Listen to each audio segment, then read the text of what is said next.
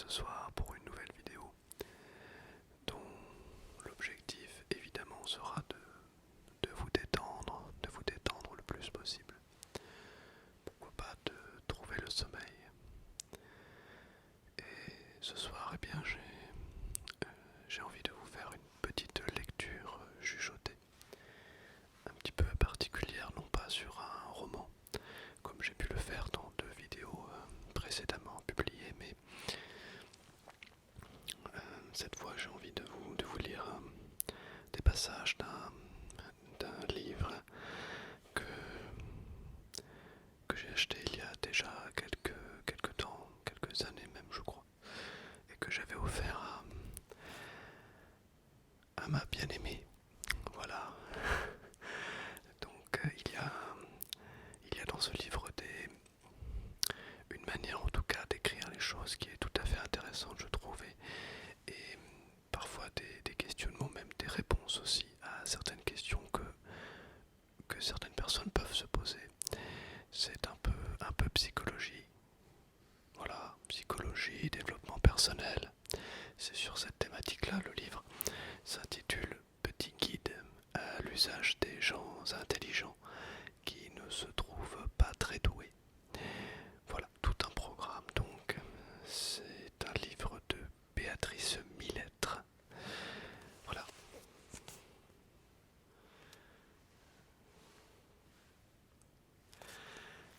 Et donc j'avais envie ce soir de vous en lire quelques passages intéressants.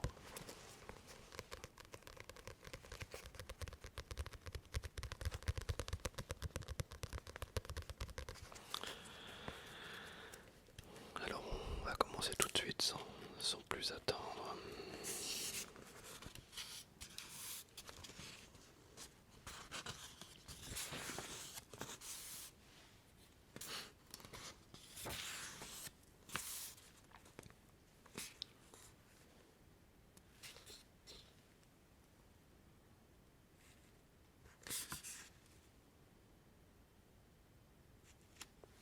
Alors il y a une petite introduction de, de l'auteur qui nous dit: on a longtemps considéré qu'il existait un seul et unique mode de fonctionnement du cerveau, commun à tous.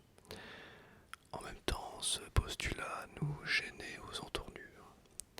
En effet, quoi de commun en termes de structure du raisonnement entre Aristote et un gladiateur, ou entre Mozart et son archiduc? La réponse est tombée récemment. Rien, effectivement. En 1981, le neurophysiologiste américain Roger Sperry obtient le prix Nobel de médecine pour ses découvertes sur le cerveau, que je résumerai en ces mots. Il existe deux modes de fonctionnement cérébraux. L'un plutôt intuitif et global, l'autre plutôt analytique et séquentiel. La science a privilégié le côté analytique et plus rationnel parce que ce type de raisonnement se retrouve en plus grand nombre chez les êtres humains.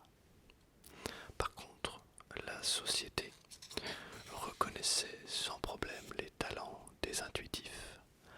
Mozart et Aristote font partie de cette catégorie.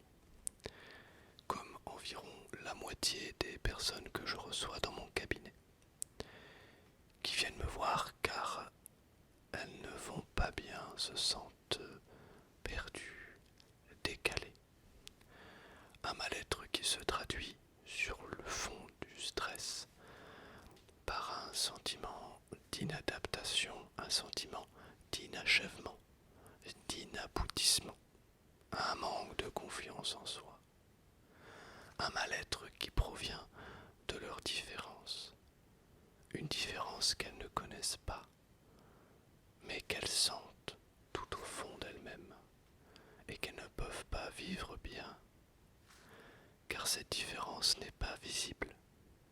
Elle ne se perçoit qu'au travers de leurs attitudes. des attitudes qui sont normales pour elle, comme il y en a d'autres, normales pour les autres. De fait, elle entraîne des comparaisons aux autres, défavorables, bien sûr, alors même que rien n'est comparable, qui conduisent inexorablement vers un manque de confiance en leurs atouts, en leurs compétences qu'elles ne voient plus. Pourtant, ce raisonnement qui leur est propre se révèle d'une formidable efficacité. Il permet de réfléchir sans effort, de structurer les idées en pensant à autre chose, d'être novateur et brillant, et de réaliser ses projets, des projets innovants dans lesquels on peut s'épanouir et trouver cette sérénité qui fait aujourd'hui défaut. Tel est le but de ce livre, vous accompagner dans le cheminement qui vous conduira à bien vivre avec vous-même. Puis, de vous expliquer comment vous fonctionnez, en quoi consiste le raisonnement global, sur quelle base il repose et quelles caractéristiques en découlent. Enfin, de vous donner les clés pour mettre à profit tous les atouts de ce fonctionnement précis et libérer, réveiller ce potentiel fabuleux qui est le vôtre et qui sommeille depuis trop longtemps. Voilà,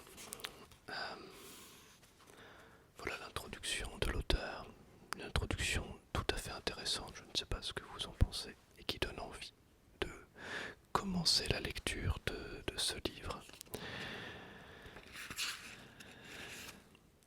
Et la première partie s'intitule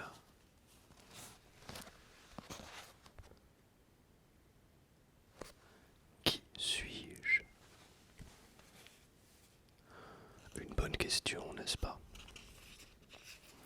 Une question que nous sommes très nombreux à nous être posée, et souvent. Voici donc le commencement. Dans votre tête, le petit vélo ne s'arrête jamais. Vous avez une conscience aiguë de tout ce que vous faites. Marchez, pensez, on vous demande d'être spontané, mais vous ne savez pas ce que cela veut dire. Vous avez des projets, mais vous ne trouvez personne pour vous aider à les réaliser. Vous ne savez pas non plus comment vous vendre, alors que vous savez bien vendre les autres. Parfois vous vous sentez intelligent, parfois même vous vous sentez brillant. Mais vous bannissez très vite cette idée tellement elle est loin de vous, de la prétention que vous pensez qu'elle véhicule. Le plus souvent néanmoins vous finissez par vous sentir incapable, bête, voire fou, ou en tout cas anormal. Vous jouez ou travaillez à votre ordinateur, un ami ou un collègue à vos côtés. Pour vous, l'ordinateur va à peine assez vite. Pour votre ami ou votre collègue, c'est largement suffisant et vous allez beaucoup trop vite. Vous avez la plus grande peine du monde à élaborer un plan détaillé ou alors cela vous demande une énergie phénoménale. Une fois que vous l'avez enfin et que vous commencez la rédaction, vous vous rendez compte que la première partie pourrait être la dernière, la troisième, la première et ainsi de suite. Votre travail évolue au fur et à mesure que vous le rédigez et ce de manière profonde. Vous coincez sur un problème, vous n'en sortez pas, vous tournez en rond. Vous décidez finalement d'aller faire un tour et de penser à autre chose. Et puis d'un coup, cela fait plop, plop, plop, plop, plop, plop, plop. Et la solution apparaît, limpide et évidente. Vous avez souvent le sentiment que votre pensée n'est pas organisée. Vous vous éparpillez, vous sautez du coq à l'âne.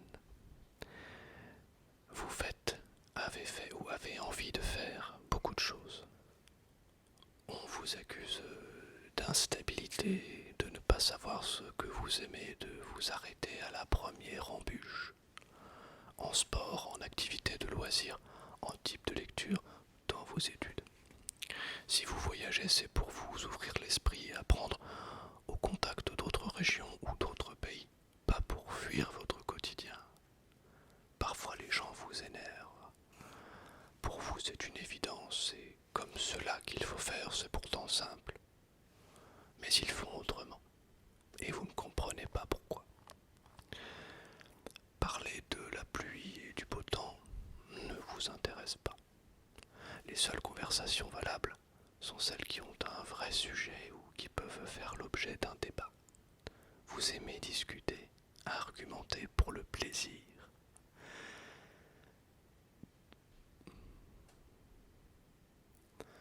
Vous vous intéressez à de nombreuses choses sans forcément les réaliser ni les pratiquer et vous n'avez pas une passion unique. Au fond, vos goûts sont plutôt éclectiques. Vous êtes hypersensible, voire susceptible, et tout vous touche. Vous manifestez de l'empathie envers les gens, les animaux. Vous apprenez rapidement et avez une bonne mémoire. Vous vous souvenez de petits détails, d'événements qui se sont produits il y a des années. Vous avez beaucoup d'imagination et enfant vous vous inventiez de nombreuses histoires dans lesquelles vous étiez un héros qui sauvait le monde. Vous avez tendance à faire plusieurs choses à la fois et vous avez besoin de mener de front plusieurs projets, réflexions. Si un sujet vous intéresse, vous êtes capable de déplacer des montagnes. Sinon, soit vous ne vous lancez pas, soit vous remettez encore et encore. Vous êtes perfectionniste, car vous savez que vous pouvez toujours mieux faire. D'ailleurs, vous ne parlez pas de perfectionnisme, mais de réalisme. Dans votre quotidien, vous avez tendance à en venir rapidement aux conclusions, à négliger les détails, à sauter des étapes pour arriver plus vite au but. Vous êtes plutôt intuitif, voire impulsif. Vous avez tendance à agir en suivant votre instinct avant d'avoir bien pesé le pour et le contre. Vous avez le sentiment d'être décalé, d'être spectateur d'une pièce de théâtre dont vous ne comprenez pas le scénario, de vous battre en permanence contre des moulins à vent. Vos évidences ne le sont que pour vous, et les autres n'y comprennent rien. Vous avez perdu vos repères et n'avez pas ou plus confiance en vous. Toutes ces caractéristiques et bien d'autres font de vous quelqu'un de différent. Oui, mais allez-vous me dire, tout le monde est comme cela? Eh bien non. Tout le monde peut présenter l'une ou l'autre de ces caractéristiques. Mais vous en présentez une majorité. C'est ce qui fait la différence. Voilà, c'est la première partie, l'introduction en quelque sorte de la première partie de ce livre. Et il y a suite à ça le chapitre premier qui s'intitule « Je suis souvent pris par des évidences ». Alors si cette vidéo vous a plu, si elle vous détend, si elle vous inspire, si elle vous fait réfléchir aussi peut-être un peu, si le sujet vous intéresse, eh bien je serais ravi de faire d'autres vidéos de lecture chuchotée pour ce livre qui s'intitule, je le rappelle, Petit guide à l'usage des gens intelligents qui ne se trouvent pas très doués. N'hésitez pas à me le dire en commentaire et puis je vous souhaite une très bonne soirée ou une très bonne